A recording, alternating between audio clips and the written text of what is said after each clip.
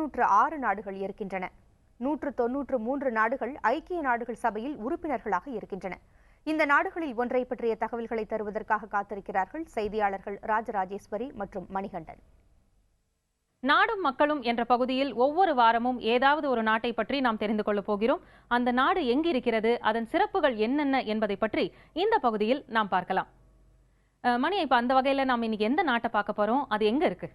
நிச்சயமா ராஜி, நாம பார்க்கக்கூடிய இந்த நாடானது ஆப்பிரிக்க கண்டத்தில் இருக்குது. இந்த நாட்டோட பேரு மொரோக்கோ. இந்த மொரோக்கோ அப்படிங்கிற நாடு மத்திய தரைக்கடல் பகுதியை ஒட்டி அமைஞ்சிருக்கு. அதனுடைய இன்னொரு பகுதியில் இருக்கக்கூடியது அட்லாண்டிக் பெருங்கடல்.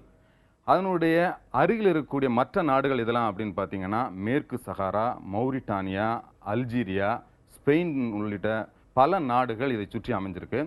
இந்த மொரோக்கோ அப்படிங்கிற நாட்டுக்கு அருகில் இருக்கக்கூடிய இந்த மேற்கு சஹாரா அப்படிங்கிற இந்த பகுதியானது இன்னமும் காலனி ஆதிக்கத்தின் கீழ் இருக்கிறதா சொல்லப்படுகிறது. இந்த நாட்டினுடைய தலைநகர் அப்படின்னு பார்த்தீங்கன்னா ரபோட். இன்னும் இருக்கக்கூடிய முக்கிய 2 நகரங்கள் டான்ஜீர் மற்றும் ஹசப்லாங்கா. இந்த 2 நகரங்கள் தான் இந்த நாட்டில் இருக்கக்கூடிய மிக முக்கியமான நகரங்கள். ராஜி, நிச்சயமா மணி, இப்போ இந்த நாடு எங்க இருக்கு அப்படிங்கிற விவரங்கள் எல்லாம் நம்ம தெரிஞ்சுக்கிட்டோம். இனி அடுத்ததா இந்த நாட்டை பற்றிய மேலும் சில அடிப்படை தகவல்களை இனி நாம் பார்க்கலாம்.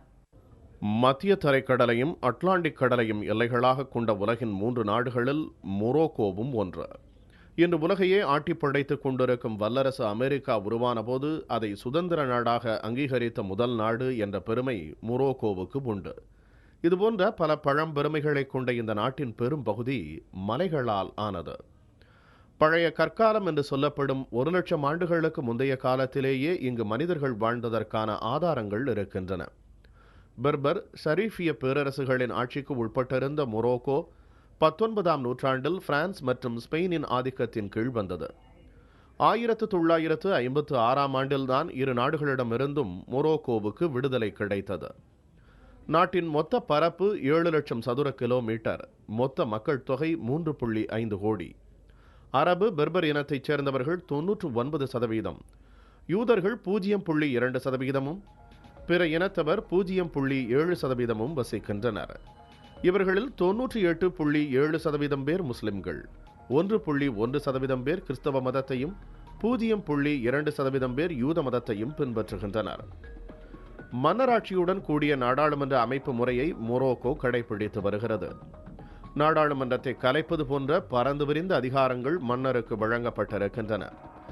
தஹீர் என்று கூறப்படும் மன்னரின் பிரகடனங்கள் எந்தவித விவாதமும் இன்றி நேரடியாக சட்டமாக்கப்படுகின்றன.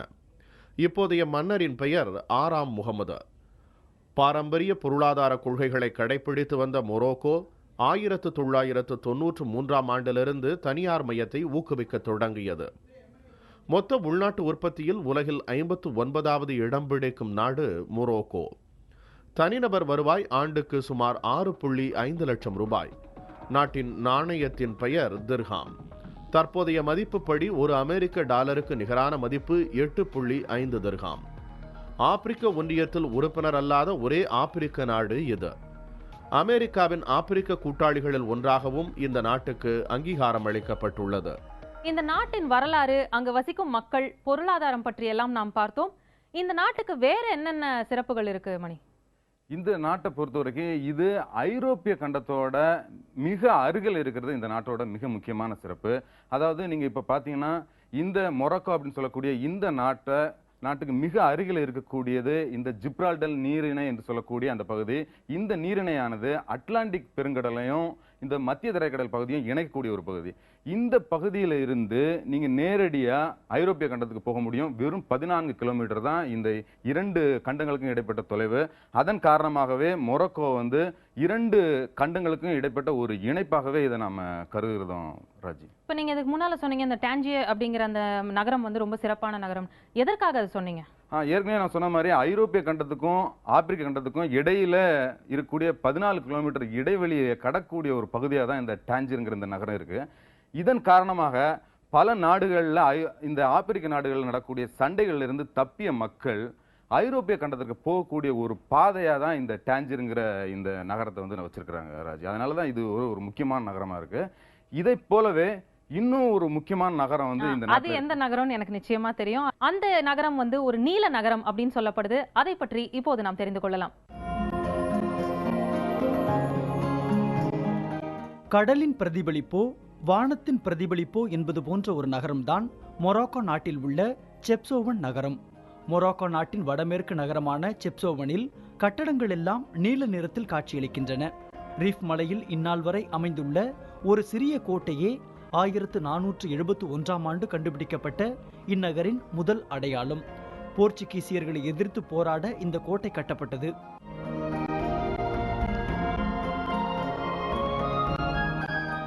ஆட்டின் இரு கொம்புகள் என பொருள்படும் சாவ்லா என்ற சொல்லிலிருந்து செப்சோவன் என்று நகரம் பெயர் கொண்டது. காரணம், இந்த மலைப்பகுதி ஒரு ஆட்டின் கொம்பு போல் காட்சியளிக்கிறது.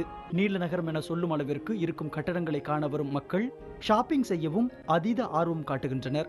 காரணம், மொராக்கோ நாட்டில் வேறெங்கும் கிடைக்காத அரிய வகை கைவினைப் பொருட்கள் இங்கு கிடைக்கின்றன. கேனபீஸ் செடிகள் இங்கு அதிகம் விளைவதால் அதிலிருந்து பெறப்படும் போதைப் பொருட்களுக்கும் குறைவே இல்லை.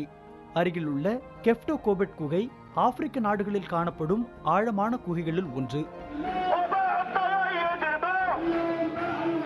கிறிஸ்தவ விழாக்களின் போது ஸ்பெயின் நாட்டு சுற்றுலா பயணிகள் அதிகம் திரளுகின்றனர்.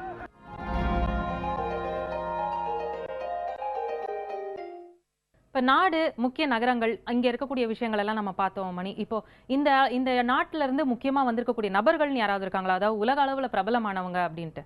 ஏன் இல்லை, நிறைய பேர் இருக்கிறாங்க. நீங்க காட்ஸில்லாங்கிற ஒரு ஆங்கில படத்தை பார்த்துருக்கீங்களா? பார்த்திருக்கேன். முகமது பின் துக்ளக் அப்படிங்கிற ஒரு அரசரை பத்தி நீங்க கேள்விப்பட்டிருக்கீங்களா? எல்லாருமே கேள்விப்பட்டிருப்பாங்க. நிச்சயமா நீங்க கேள்விப்பட்டிருப்பீங்க. அதை போலவே பலரும் இந்த மொராக்கோ என்ற நாட்டை தொடர்புடைய பல நபர்களை பற்றி நீங்க கண்டிப்பா தெரிஞ்சிருப்பீங்க. அவர்களுடைய சிலரை பத்தி தான் நாம இப்ப பார்க்க போறோம்.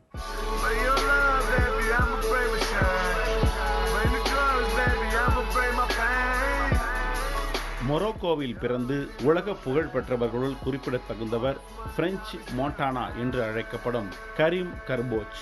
ராப் பாடகரான இவர் தற்போது அமெரிக்காவில் வசித்து வருகிறார். கொஹைன் சிட்டி ரிகார்ட்ஸ் என்ற பெயரில் இசை நிறுவனத்தை நடத்தி வரும் இவரது எக்ஸ்கியூஸ் மை பிரெஞ்ச் என்ற ஆல்பம் புகழ் பெற்றது.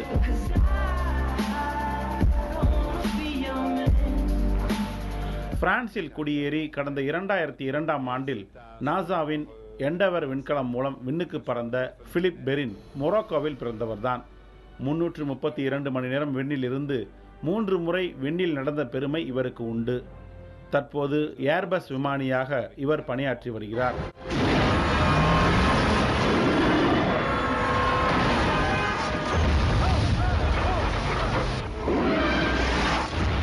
த Da Vinci code, mission impossible, Godzilla போன்ற ஹாலிவுட் படங்களில் நடித்த ஜான் ரேனோவும் மொராக்கோவைச் சேர்ந்தவர்தான். ஆங்கிலம், ஜப்பானிய மொழி, பிரெஞ்சு, ஸ்பானிஷ், இத்தாலியன் போன்ற பல மொழி திரைப்படங்களிலும் இவர் நடித்திருக்கிறார்.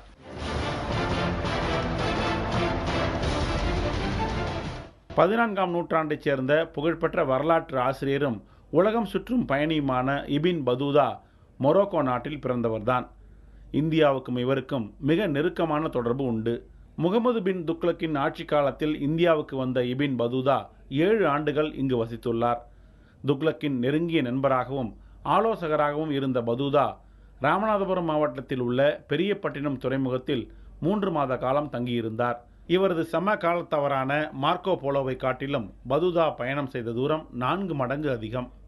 இப்போ உலக அளவில் நம்ம பிரபலங்களை பார்த்தோம் மணி. இப்போ அதே மாதிரி இன்னொரு முக்கிய விஷயம் இருக்கு. அது என்னன்னு இப்போ பார்க்கலாம். இந்த நாட்டின் ஒரு உணவு உலக அளவில் சிறப்பு பெற்றுள்ளது. அது என்ன என்பதை இப்போது பார்க்கலாம். வட ஆப்பிரிக்க நாட்டு பிரபல உணவு வகையான டஜின், அது சமைக்கப்படும் களிமண் பாத்திரத்தினாலேயே அதன் பெயர் பெற்றது. இதே போன்ற சைப்ரஸ் நாட்டு உணவானது டவாஸ் என்று அழைக்கப்படுகிறது. அகலமான வட்ட வடிவில் உள்ள சமையல் பாத்திரமான டஜின் மொராக்கோ நாட்டில் தயாரிக்கப்படுகிறது.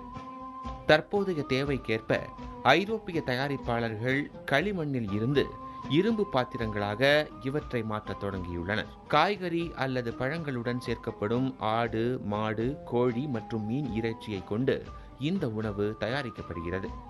ரோமானியர்களின் படையெடுப்பால் மொராக்கோ நாட்டில் பீங்கான் உபகரணங்களை பயன்படுத்தும் வழக்கம் வந்ததாக சொல்லப்படுகிறது. இதனால் டஜின் பொருட்கள் உணவு தயாரிப்பை மீறி வீட்டு அலங்கார பொருளாகவும் மாறிவிட்டது. இதன் வடிவமைப்பு காரணமாக குறைந்த அளவு தண்ணீரே சமையலுக்கு தேவைப்படுகிறது.